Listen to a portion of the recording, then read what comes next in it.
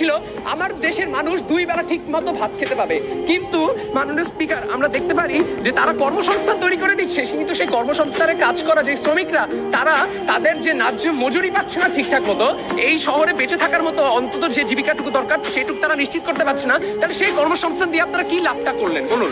আপনারা বঙ্গবন্ধু স্যাটেলাইট উৎক্ষেপণ করছেন, এটা কিন্তু স্বাধীনতার স্বপ্ন ছিল না। স্বাধীনতার স্বপ্ন ছিল আমাদের দেশের মানুষের জনগণের মৌলিক অধিকার।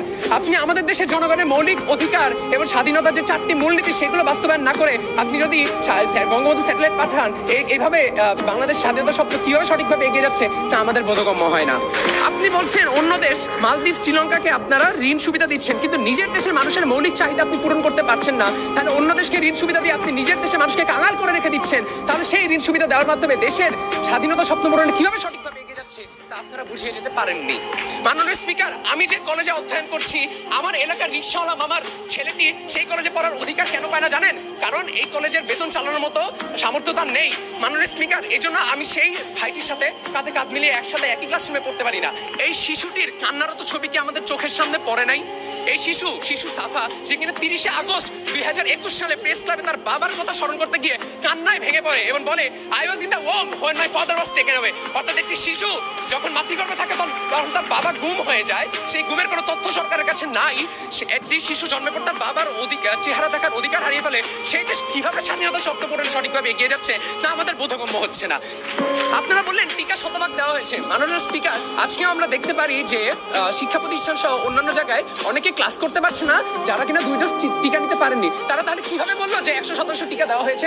তারা টিকার কথা যদি বলে, তাহলে আমরা তো টিকার ক্ষেত্রে, স্বাস্থ্য ক্ষেত্রে, দুর্নীতির ক্ষেত্রে আমরা দেখেছি জিকে শামীম থেকে শুরু করে ডক্টর সাবরিনা ইসলামের টিকা কেলেঙ্কারির ব্যাপারগুলো, সেগুলো তারা একদম এড়িয়েই গেলেন। তারা বারবার অবকাঠামোগত উন্নয়নের কথা বলছেন। মাননীয় স্পিকার, অবকাঠামোগত উন্নয়ন কখনো আমাদের দেশের স্বাধীনতার স্বপ্ন ছিল না। মাননীয় স্পিকার, স্বাধীনতার বয়স এখন 50 বছর 1 মাস 21 দিন। এই পর্যায়ে এসে আমার বিতর্ক করা লাগছে বাংলাদেশ স্বাধীনতা স্বপ্ন পূরণে সঠিকভাবে এগিয়ে যাচ্ছে কিনা। অর্ধেক খালি গ্লাসটি তাদের চোখে পড়ছে না, চোখে পড়ছে শুধু অর্ধেক ভরা গ্লাসটি। দেশে নিরপেক্ষ নির্বাচনের অভাব, বিদেশে অর্থ পাচার, শিশু নারী ধর্ষণ, পুলিশ ও র্যাবের হেফাজতে থাকা কয়েদির মৃত্যু এবং সাংবাদিকের নির্যাতনের সংবাদ দেখে আপনারা কিভাবে বলছেন দেশ স্বাধীনতা স্বপ্ন পূরণে সঠিকভাবে এগিয়ে যাচ্ছে? দেশের 16 কোটি মানুষ আপনাদের এই মিথ্যাচারের সাথে যদি তাদের বিবেক থাকে তাহলে সহমত পোষণ করতে পারবে না। মাননীয় স্পিকার, আমরা দেখছি যে পাকিস্তানীয় বৈমাত্রীয় শাসন ও শোষণ থেকে মুক্তি পাওয়ার জন্য আমরা যে 1971 সালে রক্তক্ষয়ী যুদ্ধ করেছিলাম এবং খাদ্যদ্রব্য এবং জিনিসপত্রের দাম কমে যাবে, এটাও আমরা ভেবেছিলাম। ব্যক্তি স্বাধীনতা নিশ্চিত করা হবে আপনারা বলেছিলেন। কিন্তু মাননীয় স্পিকার, আমরা দেখতে পারি যে একজন প্রথম আলোর সাংবাদিক ডক্টর রোজিনা ইসলাম, যে কিনা স্বাস্থ্য খাতের দুর্নীতির জন্য তদন্ত করতে যায়, একটি প্রতিবেদন করতে যায় সেই সচিবালয়ে, তখন তাকে আটকে রেখে নির্যাতন করা হয়। এছাড়া আমরা দেখেছি কার্টুনিস্ট কবির একটি সিম্পল কার্টুন এঁকেছিল দেশের দুর্নীতির চিত্রকে তুলে ধরার জন্য। এর কারণে তাদেরকে জেলে যেতে হয়েছে এবং সেখানে নির্যাতনের কারণে সেই মুস্তাক কিন্তু মৃত্যুবরণ করেছেন এবং আপনারা সেই কবিরকে ছেড়েছেন প্রায় পঙ্গু অবস্থায়। মাননীয় স্পিকার, ওনারা সমাজতন্ত্র নিয়ে কিছু বলেনি, যা কিনা আমাদের স্বাধীনতা শব্দের অন্যতম একটা অংশ ছিল, যেখানে বলা হয়েছিল ধনী গরিবের বৈষম্য থাকবে না। কিন্তু রাষ্ট্রায়ত্ত সম্পদকে কিছু সুবিধাবাদীদের হাতে অর্পণ করে আপনারা ধনী দরিদ্রের বৈষম্য অনেক বেশি পরিমাণে বাড়িয়েছেন। মাননীয় স্পিকার, আমি যে কলেজে অধ্যয়ন করছি, আমার এলাকার রিক্সাওয়ালা মামার ছেলেটি সেই কলেজে পড়ার অধিকার কেন পায় না জানেন? কারণ এই কলেজের বেতন চালানোর মতো সামর্থ্য তার নেই। মাননীয় স্পিকার, এই জন্য আমি সেই ভাইটির সাথে কাঁধে কাঁধ মিলিয়ে একসাথে একই ক্লাসরুমে পড়তে পারি না। এছাড়া আপনারা চিকিৎসা ক্ষেত্রে উন্নতির কথা বলছেন। এই দেশে যদি চিকিৎসা ক্ষেত্রে এতই উন্নয়ন হয়ে থাকে, তাহলে কেন মানুষ, এমনকি আপনার দলের সরকারি নেতারা পর্যন্ত কোনো অপারেশন থেকে শুরু করে স্বাস্থ্য সেবা করতে কেন বিদেশে চলে যান? বিদেশে তো চলে যানই, এমনকি বিদেশে চলে যায় সেই কোটি সংখ্যক মানুষ, আর বাকি যে মানুষগুলো যাদের কিনা জটিল চিকিৎসার প্রয়োজন, সেগুলো তারা বিদেশে গিয়ে করাতে পারে না, কারণ তাদের সেই সামর্থ্য আপনারা রাখেন নাই। মাননীয় স্পিকার, আমরা দেখি বিজ ডাটা ইনসাইটের একটি ডেইলি স্টারের প্রতিবেদন অনুসারে 1992 সালে ধনী দরিদ্রের বৈষম্যের হার ছিল 0.388, যা কিনা 2016 সালে এসে দাঁড়িয়েছে 0.482। আপনারা দেখাচ্ছেন যে দেশের এখন নাকি মাথাপিছু আয় 2227 মার্কিন ডলার, বাংলাদেশি টাকায় যা দাঁড়ায় 1,88,873 টাকা। কিন্তু মাননীয় স্পিকার, আমি একটি দেশের জনগণ হিসেবে আমার তো মাথাপিছু আয় 73 টাকাই দাঁড়ায় না, তাহলে আমার 1,88,000 টাকা গেল কই? জলে ভেসে গেল নাকি? আপনারা ব্যক্তিগত আক্রোশের জন্য স্বাধীনতা স্বপ্নকে সম্পূর্ণভাবে হেয় করছেন। ওনারা অসাম্প্রদায়িকতার কথা বলে গেলেন। ধর্মীয় দাঙ্গার কোনো বিচার আপনারা আজ পর্যন্ত দিতে পারেন নাই। রামুতের সাম্প্রদায়িক হামলা হয় 2012-তে, যেখানে 12টা প্যাগোডা এবং 50টি বাড়িঘর কুড়ানো হয়। মাননীয় স্পিকার, সে হামলাকারীদের চিহ্নিত করা হয়, তদন্ত কিছুটা অগ্রগতি হলেও তার কোনো রায় আপনারা আজ পর্যন্ত এই 10 বছর পরেও আপনারা দিয়ে যেতে পারেন নাই। এগুলোকে আপনারা কি বলবেন? বিচ্ছিন্ন ঘটনা? এটা যদি বিচ্ছিন্ন ঘটনা হইতো তাহলে 2021 সালে যখন শারদীয় দুর্গোৎসব উপলক্ষে সারা দেশে ধর্মীয় উস্কানির কারণে সকল মন্দিরের উপরে হামলার যে নজির দেখা গেছিল, সেগুলি কোনো মতেও একদমই কোনো বিচ্ছিন্ন ঘটনা না। সেখানে আপনারা কোনো রায় বা বিচার কিছুই করতে পারেন নাই। আপনারা এই ক্ষেত্রে নজরদারি আনেন নাই। আপনারা ডিএসএ অ্যাক্ট তৈরি করেছেন দেশের সাংবাদিকদেরকে অপ্রেসড করার জন্য। কিন্তু যেসব ক্ষেত্রে আমাদের দেশে দেখা যায় যে ধর্ম যার যার উৎসব সবার বিভিন্ন উৎসব আসলে আপনারা এই কথাটা গলা চেঁচাতে বলে ফেলেন, কিন্তু তার কোনো বাস্তব প্রমাণ আজ পর্যন্ত আমরা দেখতে পারি নাই। Good morning, brother. The next time.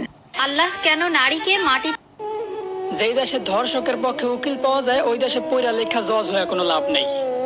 মুসলমানদের দেশে নেতা হইয়া যদি আলেমদেরকে বন্দি করে রাখতে হয়, ওই দেশের রাজনীতি করে নেতা হইলে জনগণের জন্য কোনো ফায়দা নেই। 95% মুসলমানের দেশে যদি মুসলমানদের কষ্টগুলো তুলে ধরা না যায়, ওই দেশে নামি দামি সাংবাদিক হইয়াও কোনো লাভ নেই। বলি জাকাত না দিয়া সুদ খাইতে খাইতে দেশটারে করছো ছারখার। এখন সূর্যের তাপ গায়ে লাগে, তাই তোমাদের বৃষ্টির দরকার।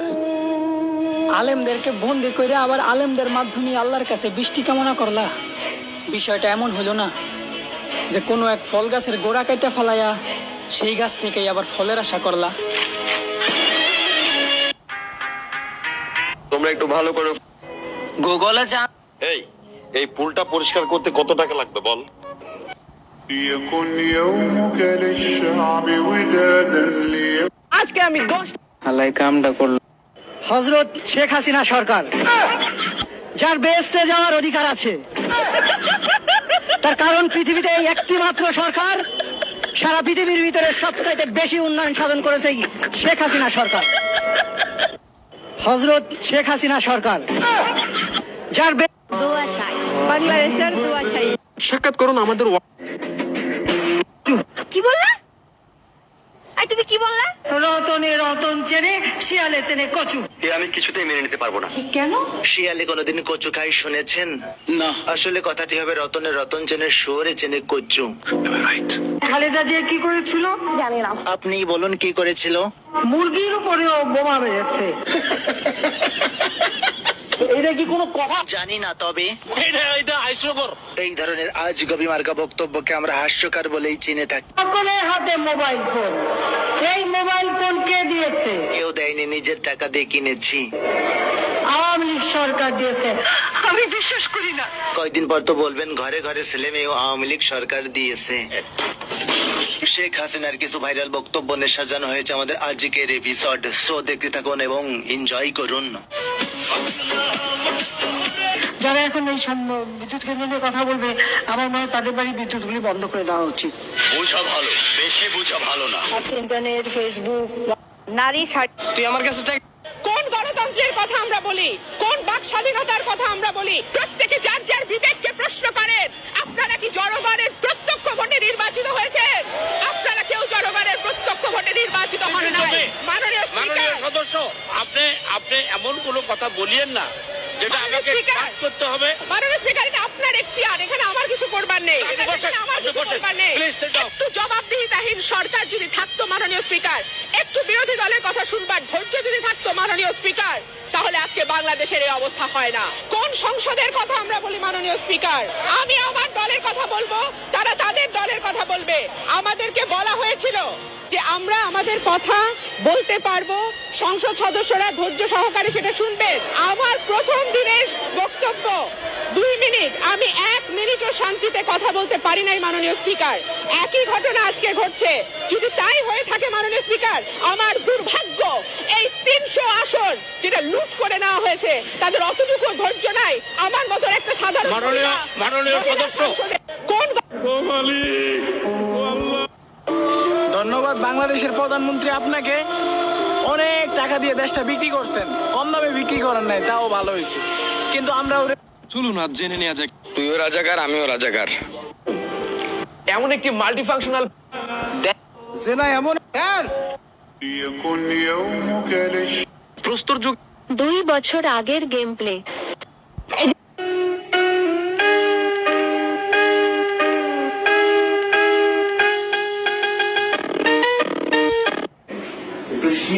কাউকে পছন্দ হলে রাসূলের শেখানো এই দোয়াটি বেশি বেশি করে মাত্র 11 দিন পর। এই ক্যান্ডেলটা নাকি নেভানো অসম্ভব। চলুন আজ বানিয়ে দেখা যাক। তার জন্য আমাদের প্রয়োজন হবে দেশলাইয়ের বাক্স, সামান্য